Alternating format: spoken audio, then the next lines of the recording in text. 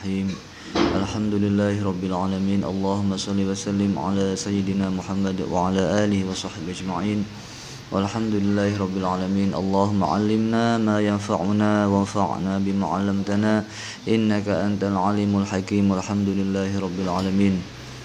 Rabbi shrah li sadri wa yassir li amri wahlul 'uqdatam min lisani yafqahu qawli. Rabbana ighfir lana dhunubana wa li walidina warhamhum kama rabbawna shighara. Bismillahirrahmanirrahim. Sekarang kita bahas tentang sholat subuh dan bangun pagi dalam agama. Perhatikan. Mudah-mudahan setelah mengikuti kajian ini kita tidak lagi malas bangun subuh. Ya, setidaknya ada 10 poin penting dalam sholat subuh.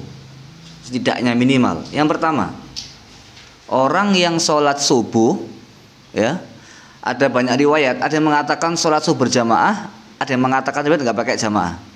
Umum maksudnya. Orang yang sholat subuh itu dipastikan dia di dalam tanggungan Allah sampai malam. Jadi kalau kamu sudah sholat subuh, sudah Allah yang nanggung dirimu.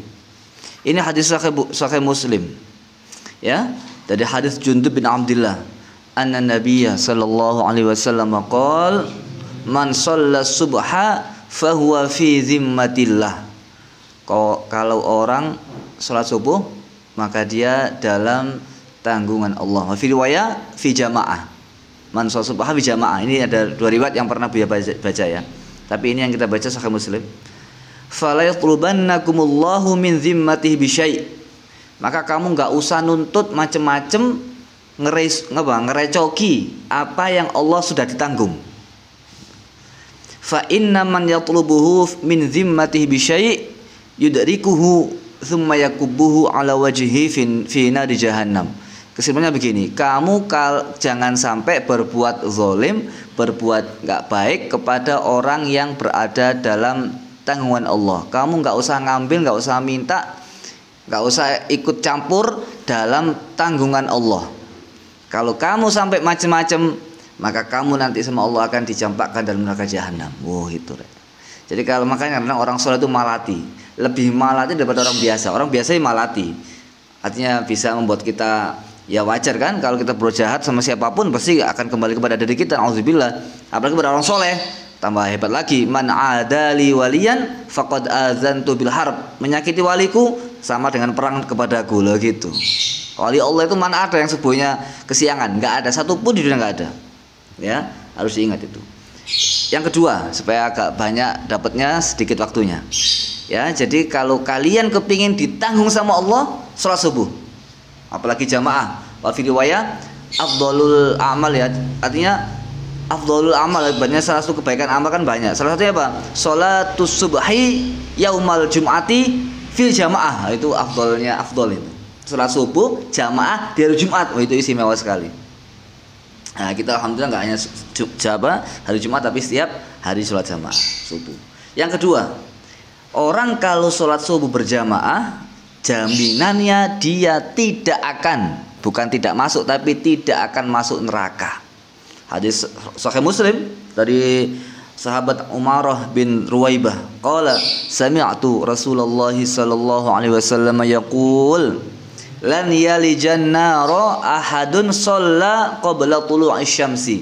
Tidak akan masuk neraka orang yang selalu sholat sebelum terbitnya matahari, wa qabla ghurubiha, dan sebelum terbenamnya matahari. Artinya apa? Sebelum subuh dan, bukan sebelum subuh ya, ketika subuh dan asar. Jadi sebelum tenggelam kan asar, sebelum tulu syams ya, bukan fajar, itu apa? Subuh itu. Jadi kalau kalian sholat subuh sama asar tidak akan masuk neraka. Makanya orang-orang yang suka berbuat zalim, orang-orang yang rutin zalim, yang rajin maksiat, itu dipastikan sholatnya jarang. Orang rajin zina diwawancari saja jarang sholat. Orang kok sering rampok jarang sholat, pasti itu, pasti. Ya, lah kalau ada orang sholat itu kok berbuat jahat, ya bisa aja. Kok bisa? Kenapa? Itu proses. Yang kedua sholatnya belum bisa khudur dia, tapi bagus, ya kan? Yang ketiga boleh jadi dia ini apa? sholatnya ini tidak ikhlas, pasti itu. Dan seterusnya, wallahu a'lam bishawab. Yang tahu hanya Allah, ya. Atau sholatnya asal-asalan dan seterusnya. Yang ketiga, orang kalau sholat subuh maka dipastikan sebaliknya, pasti masuk surga. Man sholla as-subh al-bardaini, ya. Man sholla al-bardaini dakhala jannah. Ini rawahul Bukhari Muslim tambahan ini. Orang kalau sholat dua yang dingin apa? Subuh sama asar. Al-bardaini ini tafsirnya subuh sama asar. Maka dakhala jannah, maka dia masuk surga. Nah, ada yang mengatakan kenapa? Ini perhatikan testimoni ya. Orang kalau bangun subuh lalu dia lihat di luar rumah, lihat matahari, lihat di luar pokoknya, itu pasti bahagia. Kecuali kalau dia punya dosa besar loh ya, atau dia punya hutang hakul adami yang belum dibayar, atau dia ada rasa zalim sama orang, itu ya pasti nggak enak hidupnya. Andai kan normal itu ya normal saja ya, normal itu. Orang kalau bangun subuh itu ada rasa kebahagiaan tersendiri. Dan udara subuh itu tidak dimiliki udara yang lain. Nggak ada udara senikmat udara subuh dalam segi rohani dan jasmani. Ada yang bertanya, kenapa udara subuh itu begitu menyejukkan, menyenangkan, mengenakkan, menenteramkan, membuat pikiran fresh? Itu karena udara subuh tidak dicampuri oleh nafas orang munafik. Orang munafik gak mau bangun subuh. Siang ini banyak sumpah, kan orang munafik juga keluar semuanya. Subuh gak keluar, gak bisa. Orang munafik gak bisa keluar rumah. Dia hanya di dalam rumah muter-muter saja. Buka HP, buka Facebook, buka YouTube, tidur lagi. Gak bisa keluar ke masjid. Udaranya dia di rumah saja, sumpeknya diambil sendiri. Paham ya? Tapi kalau sudah siang, wah semuanya keluar. Jadi kalau kamu merasakan udara yang fresh, yang zahir batinnya bagus untuk tubuh, subuh keluar, naik ke atas, hidup. Ya, nah kalau mau wiritan di sini nggak enak di atas, nggak apa-apa. Kan ini bulan musim dingin, jadi bisa pakai jaket, wiritan. Ya, itu yang ketiga. Udah kita lanjut. Kalau banyak cerita nanti malah nggak nyampe. Yang keempat, orang kalau sholat subuh itu disaksikan oleh malaikat pagi dan oleh malaikat sore. Inna Qur'anal fajri kana mashhuda. Quran al-fajr ini tafsirnya salah satu banyak ulama yang menafsirkan Quran al-fajr itu sholat fajar. Karena apa? Kalau subuh mesti baca Quran. Itu tafsir. Dalam riwayat yang lain, ingat ini, dalam Sahih Bukhari Muslim disebutkan dari hadis Abu Hurairah radhiyallahu anhu, anna Nabiyya sallallahu alaihi wasallam qala. Perhatikan, yata'aqabuna fikum malaikatun bil laili wa malaikatun bin nahar. Kamu semuanya ini didampingi, diikuti, dipantau setiap saat oleh malaikat bil laili dan malaikat bin nahar. Ada malaikat sore, ada malaikat siang, pagi itu. Maka ada wirid pagi, ada wirid siang. Pagi wirid, sore wirid lagi. Jangan hanya pagi doh, harus dua-duanya wirid. Ya, terus gimana? Wa yajtami'una fi sholatil fajri wa sholatil asri. Dan dua malaikat itu, dua malaikat sip sore sama sip siang itu berkumpul di sholat subuh dan sholat asar. Tsumma ya'ruju, lalu kemudian naik ini malaikat ini. Allazina ya'tu fikum. Jadi malaikat yang tadi datang berarti habis sholat apa? Nemani sholat kita langsung naik ke atas. Naik yang sholat malaikat sore, malaikat siang naik ke atas kan? Kalau sholat subuh. Kalau sholat asar yang siang naik ke atas, jadi gantian. Jadi kalau sholat subuh itu malaikat sore sama malaikat siang berkumpul, yang malaikat sore naik ke atas, ganti yang malaikat pagi. Kalau habis asar kumpul dua malaikat siang dan sore, yang malaikat pagi naik ke atas, malaikat sore standby. Nah, ada dua sip ya. Terus gimana setelah itu? Fayas aluhum wa huwa a'lamu bihim. Allah bertanya kepada malaikat itu. Ya Allah lebih tahu daripada malaikat, tapi Allah bertanya kepada mereka. Kaifa taraktum ibadi? Gimana kamu meninggalkan hambaku? Gimana keadaannya hambaku tadi itu yang kamu tinggalkan? Fayaqulun, malaikat menjawab, taraknahum wa hum yusallun. Kami meninggalkan mereka salat. Gitu. Wa atainahum wa hum yusallun. Dan kami datang mereka juga salat, subhanallah. Kalau sampai subuhnya ini kesiangan, wah kita nggak pernah dilihat malaikat sholat. Gimana hambaku tidur? Gimana tidur? Gimana tidur terus ya sudah. Apa keistimewaan kita di hadapan Allah? Nah, jadi subuh itu menentukan kualitas keimanan kita dan kualitas hidup kita. Ada seorang dokter di Indonesia bilang, nanti dicek ada itu, nggak sebut nama kan nggak enak ya. Sholat subuh itu membuat apa? Orang lebih rentan kena penyakit jantung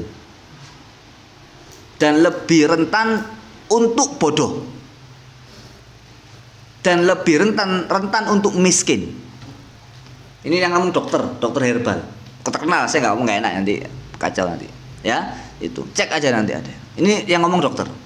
Saya udah cek tadi beberapa artikel. Soal bangun pagi itu ada hormon-hormon yang keluar yang baik dan tidak keluar kalau nggak subuh. Gitu. Luar biasa ini, ya. Nah kalau kita subuh ngantuk gimana? Capek, nggak kuat, payah, letih, lelah, mau sakit, mau gerges, ya diatur waktunya. Allah itu ngasih kita sholat mauquta ya, gimana? Inna sholata kanat 'alal mu'minina kitaban mauquta, ada waktunya, Rek. Itu artinya apa? Allah harus memanage waktu untuk kita agar bisa menyesuaikan. Lah kalau nggak gitu gimana?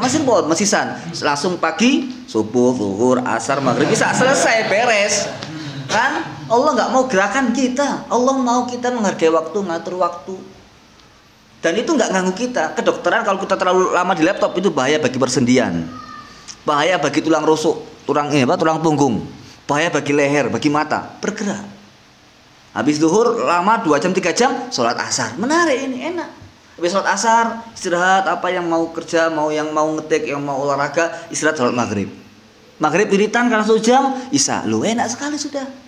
Sesuaikan waktumu dengan waktunya Allah, jangan kamu ngawur sendiri. Paham saya kira? Malam buka doang, padahal itu waktu istirahat. Buka doang ngasih apa ngetik, kerja apa. Besok korban subuhnya. Waktu mulia kamu sia-siakan. Malam buatkan untuk yang sesuai waktunya. Wa ja'alna al-laila libasa. Wa ja'alna naumakum subata. Wa ja'alna an-nahara ma'asya. Siang kerja, bergerak, aktivitas. Malam libasa, subata, istirahat, nyaman. Tapi jangan tidur terus. Ya, bangun. Qumil laila illa qalila, lo ngono rek. Kebablasan gak bangun wah kacau ini. Ya. Yang datang Pak Mutin. Kamu nggak bisa mandi sendiri, dimandikan. Kalau nggak bisa bangun, oke ya. Sebelum kamu nggak bisa bangun sendiri. Kita lihat yang kelima. Orang yang bangun subuh, bukan bangun subuh ya, orang yang sholat subuh itu mempunyai cahaya yang sempurna di hari kiamat. Ibnu Majah dalam sunannya beliau meriwayatkan sebuah hadis dari sahabat Sahal bin Sa'ad As-Sa'idi, anna Nabiy sallallahu alaihi wasallam qala, Basyiril al-masya'in fi zulami ilal masajidi. Kasih kabar gembira orang-orang yang berjalan di gelap gulita menuju ke masjid.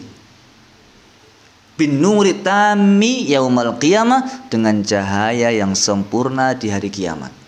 Jadi kalau kamu ke masjid gelap, wah itu nanti akan ada cahaya di hari kiamat. Kamu juga sama kan, bangun tidur gelap itu. Nah, naik ke lantai 3 gelap, ada cahaya nanti hari kiamat. Nah, gitu ya. Dengan syarat lampu dimatikan sebelum tidur. Nah. Paham enggak? Kalau dimatikan mubazir ya. Wis. Yang keenam. Orang kalau sholat subuh berjamaah ya, dan disempurnakan dengan sholat isya berjamaah, ya kebalik ya, isya jamaah, subuh berjamaah, itu fadilahnya sama dengan qiyamul laili kulluh. Sahih ini ya. Nah, jadi dalam sebuah hadis rawah Muslim disebutkan dari sahabat Utsman bin Affan, anna Nabiyya sallallahu alaihi wasallam qala, man shallal isya'a fi jama'atin faka'annama qama nisfal laili. Sholat isya berjamaah itu seakan-akan kita itu sholat nisful lail. Jadi dari jam 6 sampai jam 12 malam kita isi dengan sholat tok itu, sholat ibadah. Jadi kalau alhamdulillah kita di pondok, saldo poin pahala kita sangat banyak sekali. Makanya santri itu beda nggak dengan nggak santri. Karena dia itu mendapatkan banyak kebaikan, dia nggak merasakan. Wah, gitu. Paham ya? Nah, perkara yang mubah jadi dosa. Santri kan nggak jamaah, nggak jamak kan nggak dosa, tapi kalau santri harus bayar kafarat loh begitu. Ini ya banyak santri. Mubahnya aja bernilai ibadah, apalagi ibadahnya berlipat ganda. Wah, bersyukur jadi santri ya. Insya Allah kita akan mendapatkan banyak kebaikan yang tidak kita duga ketika kita menghadap Allah Subhanahu wa taala. Amin. Wes, yang selanjutnya, wa man shalla subha fi jama'atin fa ka'annama shallal laila kullah, dan barang siapa sholat subuh berjamaah maka seakan-akan dia menghidupkan malam full ibadah kepada Allah. Maka jangan sampai sia-siakan ibadah seperti ini, Rek. Kita semua pasti mati, pasti itu. Ya. Nah, mati itu kalau sudah mati nggak ada kesempatan kembali. Kita hidup itu apa sih motivasinya itu? Motivasi cuma satu, salah satunya yang paling kuat ya. Selebihnya itu kan hanya ngisi waktu aja. Apa yang paling pertama? Agar kita ini benar-benar punya harapan yang kuat, keyakinan yang bulat kepada Allah. Kita meninggal dunia, kita mendapat ampunan dari Allah. Itu aja. Kenapa kamu hidup? Ya mau bagi nasib saya. Lu kan sudah bagus nasibnya di akhirat kelak. Lu begitu. Di dunia nasibmu nggak jelas. Nah, jelas nasib saya. Kok tahu jelas? Saya sholat subuh jamaah, isya jamaah, baca wirid. Sudah jelas kan nasib saya. Yang belum jelas nasibnya di akhirat. Pokoknya rek kamu itu sholato, ya, wiritan, nurut ya sama gurunya, sama dosennya, sama orang tuanya, nurut, tanggung jawab, kewajiban dilakoni, nggak mungkin nggak makan. Terus mesti makan, wis gak usah mikir pekerjaan, coba aja tes. Sekali-sekali loskan itu, sekali-sekali ya. Wis gak mikir macam-macam. Apa kewajiban saya? Kuliah. Makalah.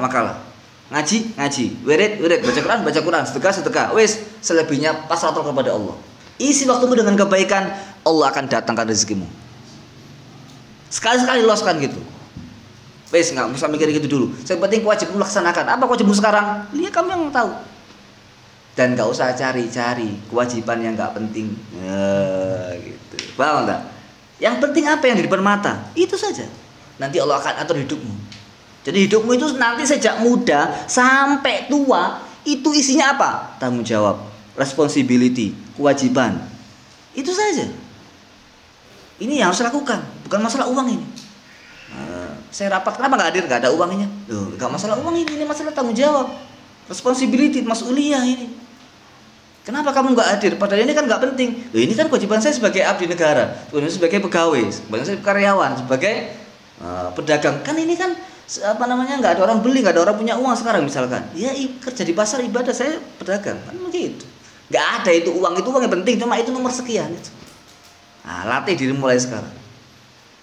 Wa'mur ahlaka bis-sholati wastabir 'alaiha la nas'aluka rizqa nahnu narzuquk. Loh, janji Gusti Allah. Wis lah coba saja, mikiro kewajibanmu, tanggung jawabmu, ilmumu, uang datang sendiri. Akhirat tujuan, dunia ikut.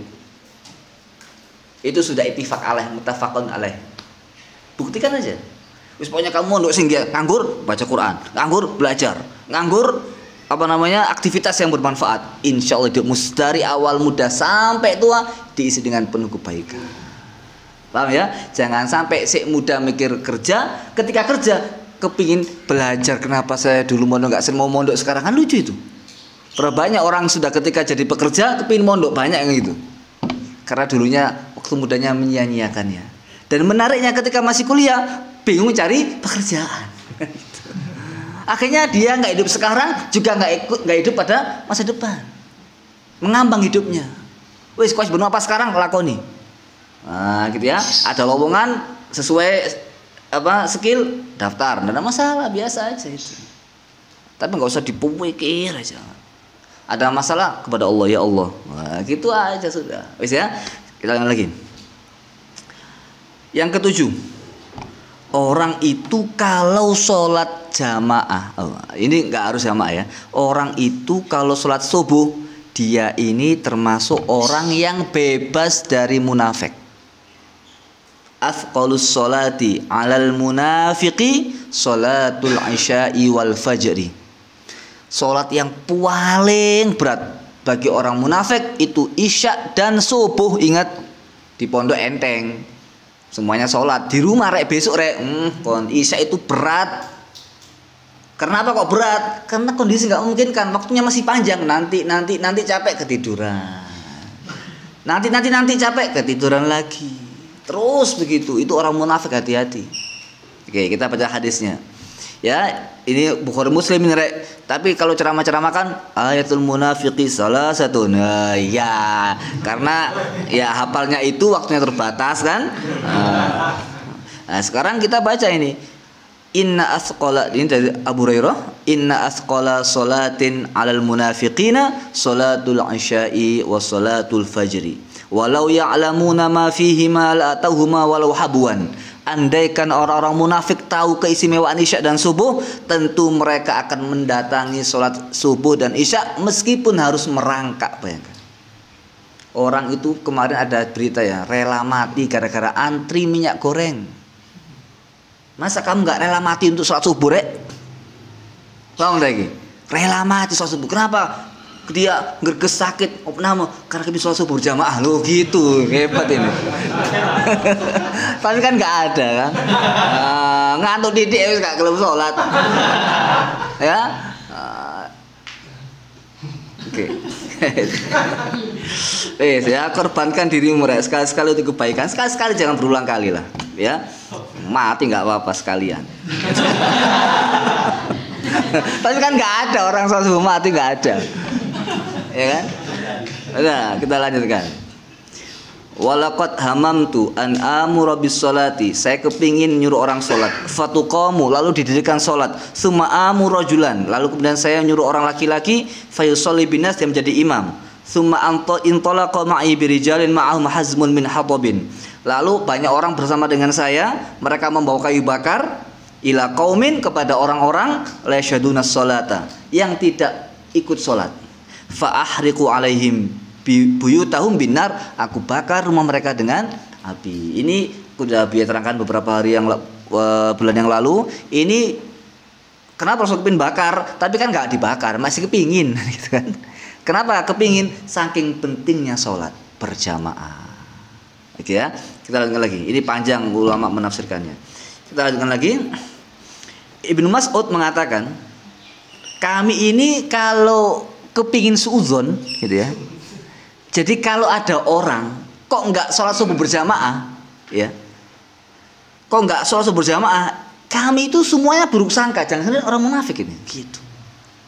Pokoknya subuh nggak jamaah, kayaknya munafik dia. Itu suudzonnya begitu. Itu sudah menjadi tradisi mereka. Ya, ini al-urfum ada mukama, ini mukama itu sudah. Jadi kita nggak usah ikut begitu. Siapa tahu sholat di rumahnya. Tapi kalau di pondok kan kelihatan. Kalau nggak sering nggak sholat, nggak usah disuudzoni, stempel munafikun. Ya, di pondok kan kelihatan, stempel apa spidol munafikun, ya, istaghfirillah, gitu. Ya, taubat kepada Allah gitu. Ini Ibnu Umar mengatakan, Ibnu Umar ini, ya, kami ini cari orang, kalau isya nggak ada, subuh nggak ada, asakna bidzon, kami suudzon itu. Nah, itu sudah tradisi mereka. Yang ke-8, sholat subuh itu lebih baik daripada dunia seisinya. Hadisnya Nabi terkenal, Sahih Muslim, rakaatal fajri khairun minad dunya wa ma fiha. 2 rakaat fajar lebih baik daripada dunia seisinya. Seisinya, Rek. Mobil, rumah, hotel, ya, tempat wisata, apa aja. Ya, istri, lautan, pulau, gunung, apa aja lebih bagus daripada sholat subuh berjamaah. Bukan ya, lebih bagus daripada 2 rakaat fajar. Tapi ulama menafsirkan di sini dimaksud apa? Sholat sunnah qobliyah. Ini tafsiran ulama. Hadisnya 2 rakaat fajar. Jadi kalau kamu sudah sholat subuh berjamaah, berbahagialah. Gak ada alasan sumpek, karena kamu sudah memiliki kebaikan lebih baik daripada dunia seisinya. Mobil bisa lecet, mobil bisa kecelakaan, rumah bisa kena gempa, jabatan bisa diturunkan, uang bisa hilang, kebaikan tetap di sisi Allah Subhanahu wa taala. Apakah kamu mau menyanyiakan hal ini demi untuk hal yang nggak jelas? Kamu kerja lembur, subuhnya hilang. Untuk apa kamu belajar? Berapa juta dia kasih kamu? Dapat uang, hilang, ketipu orang, selesai, kena ketipu Bitcoin, habis. Ya kan? Yang kemarin itu pamer-pamer miliaran, sudah diringkus polisi, sudah selesai. Apa kamu kepingin seperti dia? Jam 5 miliar murah. Apa itu? Ya, sangat murah 5 miliar itu. Sangat murah itu 5 miliar dibandingkan dengan 2 rakaat fajar.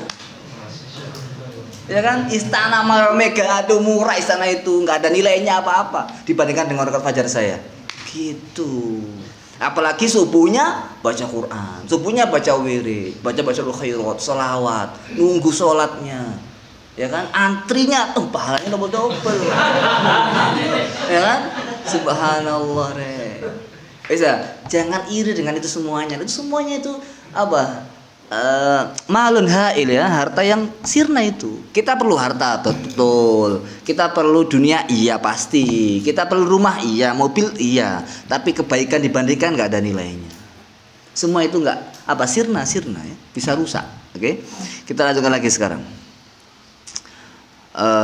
Yang ke-9, orang yang sholat subuh itu nanti akan bisa melihat Allah Subhanahu wa Ta'ala sebagaimana dia melihat bulan purnama. Dalam sebuah riwayat min hadits Jarir Al-Bajli dalam Sahih Bukhari Muslim disebutkan kunna indan Nabi sallallahu alaihi wasallam. Kami berada di sekitar Nabi. Fanazara ilal qamari lailatan ailatal badri. Kami Rasulullah bukan ya. Rasulullah kemudian melihat bulan purnama. Faqala, Allah Rasulullah bersabda, innakum satarawna rabbakum kama tarawna hadzal qamar. Sesungguhnya kalian semuanya nanti akan melihat Tuhan kalian Allah sebagaimana engkau melihat bulan. La tadhammuna fi ru'yatihi. Fa in istata'tum, lah ini gimana resepnya? Jika kamu bisa alla taghlibu ala salatin qabla tulu'i syamsi wa salatin qabla ghurubiha faf'alu. Maka kalau kamu bisa melawan ya agar bisa sholat sebelum tulu syams, terbit matahari, dan sebelum terbenamnya, maka lakukanlah itu. Maka Rasul bersabda membaca Quran, wasabbih bihamdi rabbika qabla tulu'i syamsi wa qabla ghurubiha. Bacalah tasbih sebelum terbit matahari, kita membaca Wadul Latif. Wa qabla ghurubiha, sebelum terbenam kita membaca Wadul Atos. Subhanallah. Di dunia tenang, insya Allah di akhirat kita bisa mendapatkan kenikmatan yang istimewa, bisa melihat Allah Subhanahu wa Ta'ala. Kenikmatan apa lagi yang melebihi itu apa coba sebutkan? Gak ada. Diterima pacar, itu menyusahkan tambahan. Kalau kamu nembak pacar kok ditolak, alhamdulillah, hati tenang, kan begitu. Ya kan, nggak usah pacar, langsung mau nikah, ya kapan besok langsung, gitu. Itu, wow. Ya, harus ngelobi orang tuanya tapi. Yang ke-10, ya. Orang yang menjaga sholat subuhnya itu ingat, wes nggak usah percaya, buktikan saja, lihat saja kenyataannya. Orang yang menjaga sholat subuhnya, apalagi berjamaah, itu orang yang paling enak hidupnya, yang paling sehat jasmaninya, dan yang paling lembut hatinya. Yang Bukhari Muslim meriwayatkan, Rasulullah Shallallahu Alaihi Wasallam bersabda, yaqidu syaitanu ala qafiyati ra'si ahadikum. Jadi setan itu mengikat kita dengan 3 ikatan. Panjang, kita baca langsung terjemahnya ya. Jadi kalau dia itu tidur, diikat dengan 3 ikatan. Apa ikatan yang pertama? Kalau dibangunkan, alaika lailun tawilun farqud. Kamu masih punya malam yang panjang, tidur aja. Subuh, bahkan aku sudah subuh ini, kum bangun. Belum komat, kan begitu. Ya kan? Ayo komat, belum habis waktunya, kan begitu. Mau habis, kan belum diubrai lagi, kan begitu. Itu setan ya. Ingat, ikatan yang pertama. Gimana solusinya? Fa idza staiqadha fa in istaiqadha fa dzakarallaha in halat uqdah. Kalau dia zikir kepada Allah, gimana bacanya? Macam-macam doanya. Salah satunya alhamdulillah itu ya di mushola itu, di masjid. Yang kedua adalah riwayat subhanallah alhamdulillah wa Allahu akbar wallahu azim astaghfirullah. Itu juga salah satu baca doa subhanallah alhamdulillah wa la ilaha illallah akbar wala haula wala quwwata illa billah astaghfirullah ighfirli. Itu doanya sama Allah diampuni. Baca juga bisa. Ya, itu sudah hilang satu. Kalau dia zikir hilang satu. Cuma satu yang hilang, zikir nggak cukup. Apa? Fa in tawaddoa, kalau dia wudu baru hilang ketiga. Nggak cukup itu. Tapi kalau sudah sholat baru semuanya hilang. Habis hilang balik lagi. Ngantuk lagi kan. Itu setan yang lain. Itu setan tiga sudah hilang. Setan lagi yang datang baru beda lagi ya. Beda merek setannya ini. Beda nama lagi habis subuh. Setan yang ngingkat sudah selesai, ganti setan yang lain datang. Ya, kata Rasulullah, fa asbaha nasyitan, maka dia menjadi yang sehat, semangat, tiban nafsi, enak jiwanya, wa ila asbaha khabitha nafsi kaslan. Maka kalau dia itu enggak bangun subuh, maka dia itu menjadi orang yang jelek hatinya dan pemalas. Nah, itu. Jangan sampai kita enggak begitu. Dan orang-orang kalau sampai ketiduran enggak sholat subuh, itu tandanya orang yang dikecingi sama setan telinganya. Bukhari Muslim itu zaka rajulun nama lailahu hatta asbaha, ya malamnya tidur sampai pagi nggak bangun, itu zaka rajulun bala syaitanu fi udhunaihi. Itu adalah ciri-ciri laki-laki yang dikencingi setan dalam telinganya. Jangan sampai seperti itu. Selanjutnya ada dua lagi, ini kan yang 10. Ada dua amalan lagi yang istimewa. Apa? Sedekah ketika pagi. Tidaklah malaikat itu ketika mamin yaumin. Ini hadis siapa? Hadis sahih disebutkan mamin, ini Bukhari Muslim muttafaq, bahkan ada yang menyebutkan ini hadis yang sahih bukan ya. Nanti ada lagi yang lain. Mamin ini banyak redaksinya. Mamin yaumin yusbihul ibadu fihi illa malakani yanzilani. Tidaklah orang itu masuk pagi kecuali ada dua malaikat turun.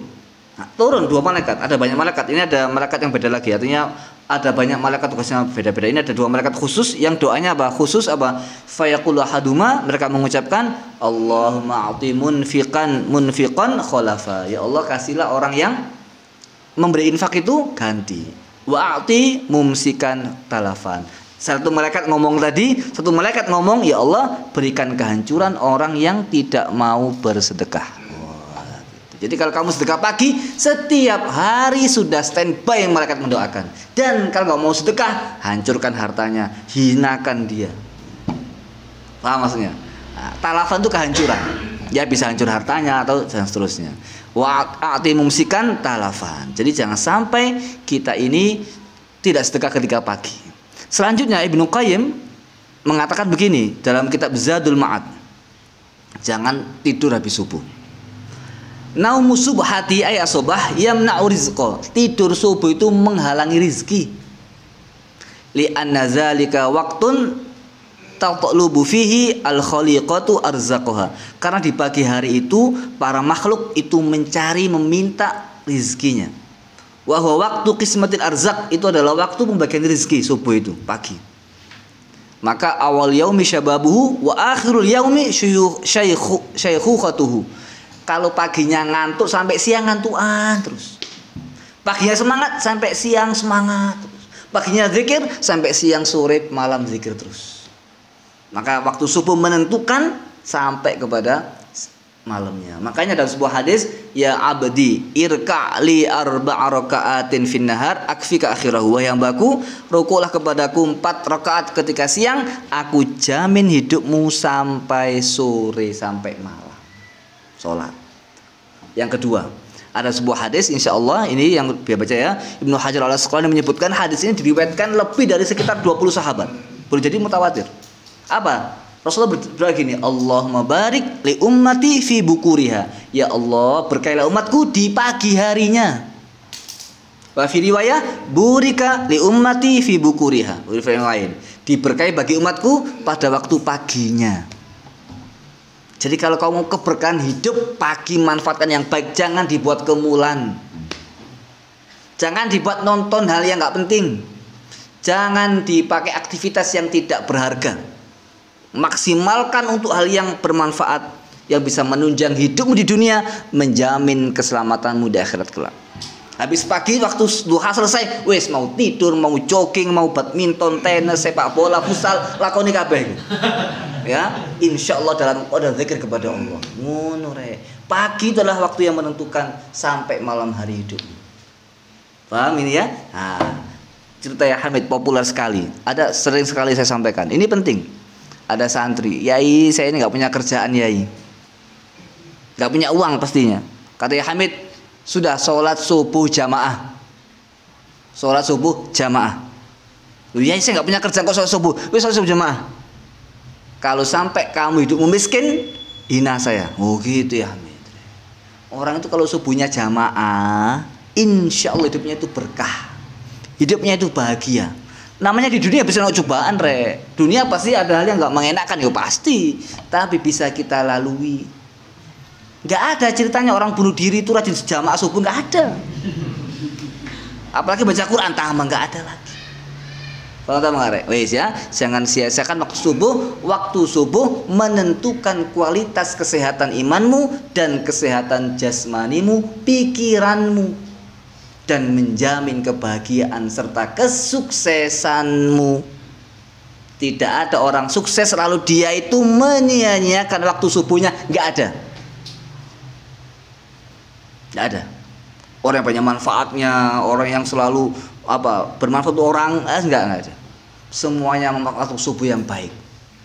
Maka kalian jangan sampai menyia-nyiakan subuh. Terus nggak usah kain alasan. Malam tidur, bangun sebentar, tidur lagi. Rasul kan begitu, malam tidur.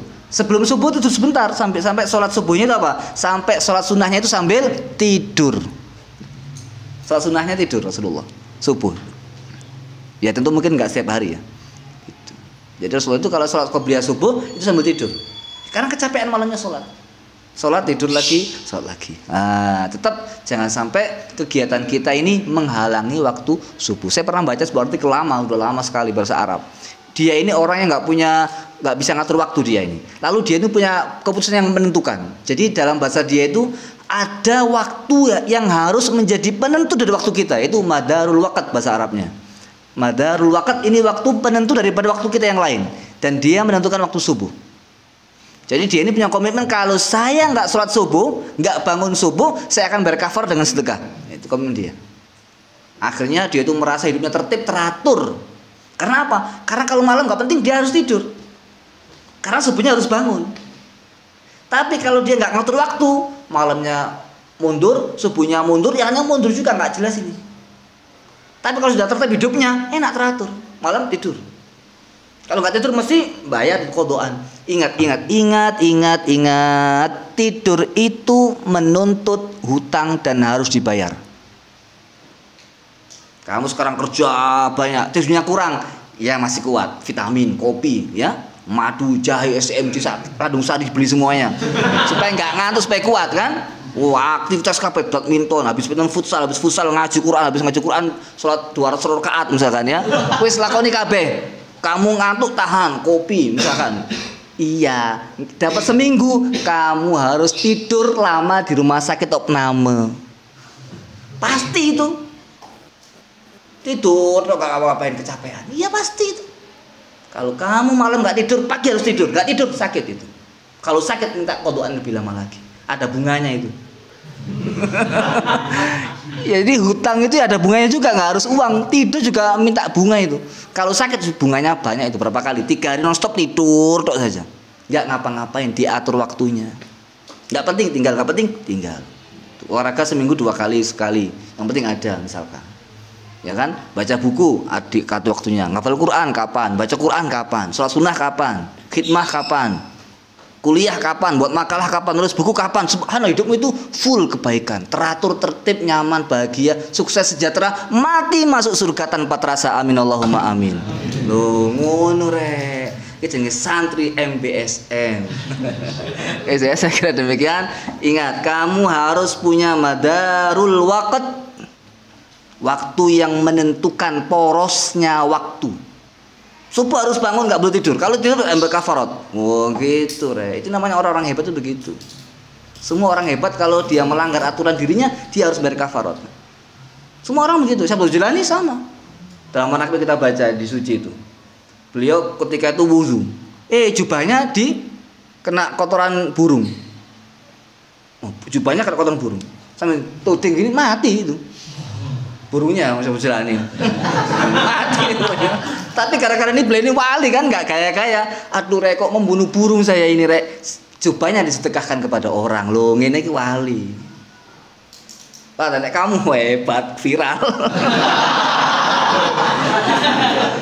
Wali nggak viral, aduh menyesal kenapa saya bunuh burung. Kan dia mungkin kaget, coba mau sholat kok burung gimana ini, mati dia. Nah, tapi disedekahkan jubahnya. Gara-gara jubah ini saya marah sama burung dan burung mati gara-gara saya marah jubahnya. Saya sedekahkan. Oh begitu. Nabi Sulaiman kan sama. Gara-gara senang kudanya kan, sampai lupa sholat, bunuh kudanya. Nah, ini buat lupa sama Allah, potong kudanya. Nah, kemudian kasih Allah kendaraan angin. Syekh Maliki pernah di Pujon, teman saya cerita. Di Pujon kehilangan uang 1 koper. Syekh Maliki rahimahullah. Di Pujon gitu. 1 koper kehilangan, marah-marah beliau. Wah, marah-marah. Habis marah-marah, ketemu uangnya. Kafaratnya apa kafaratnya? Ini wali ya begini kafaratnya. Bukan kalau kita habis baca doa ketemu semua, enggak gitu. Semua santri kasih uang 10.000 waktu zaman dulu itu kasih 10.000. Tidak hanya 10.000, santrinya apa? Langsung belai sapi rek. Lho, kafarote wong marah iku belai sapi ambek sedekah kepada santri. Ini wali iki kafarote iki. Paham teh? Nek kalian jangan-jangan kafarote malah lebih parah lagi. Mari ngapal sajus dendam langsung nang kafe rong jam gitu. Malah sawali malah niki. Mentang-mentang store sak halaman lancar langsung futsalan kan gitu. Wah, iki opo iki? Ini wali. Ya. Wis, jadi kita harus punya komitmen yang baik ya. Jangan sampai waktu itu sia-sia. Kalau kalian tidak bisa memanage waktu, dipastikan kegagalan mendekati kalian. Waktu itu harus menjadi kunci sebagai penunjang kesuksesan kita. Gak ada orang berhasil kecuali dia pandai mengatur waktu. Paham tak? Nah, wis ya. Saya kira demikian. Wallahu a'lam bishawab.